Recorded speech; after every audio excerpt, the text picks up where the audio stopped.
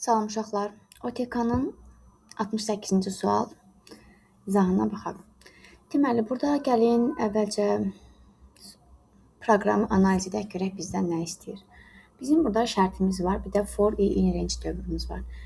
Burada dövr mənfi a-nın yerinə 10 qoyur, mənfi 10. Bir çıxanda mənfi 9-dan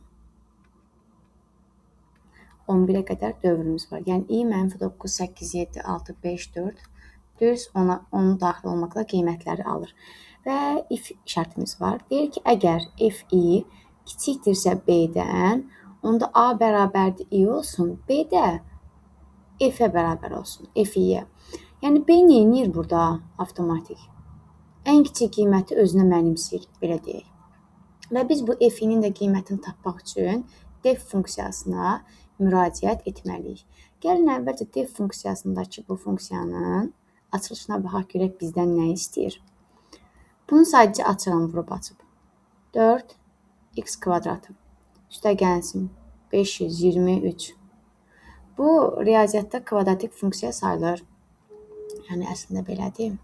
Sadəcə bizdə ax kvadratı üstə gəlsin bx sıfıra bərabər olduğu üçün. Yəni bizim bu funksiyada bu bx sıfıra bərabərdir. C-nin yerinə 523 durub, a-nın da yerinə 4 durub. Bu funksiya, kvadratik funksiya özünün ən kiçik qiymətini a bərabərdir 0 olanda alır. Yəni bizdə zaten b 0-dır. A da 0 onda avtomatik funksiya ən kiçik qiymətini harda alır? 523-ə. Yəni b bizdən nə istəyirdi? B nəyə bərabərdir? Funksiyanın ən kiçik qiymətini mənimsəyirdi. Deməli, avtomatik b-ni tapdıq 523. Burada isə dedik ki, a bərabərdir i-yə.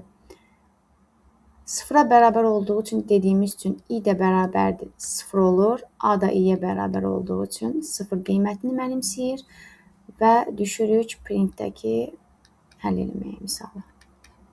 B-ni vururuq 2-yə, eləyir. A-mız 0-da üzərinə 1 gəldim. B-ni də vururam 2-yə, eləyir 1046. Elədi 1047. Cavab oldu D variantı.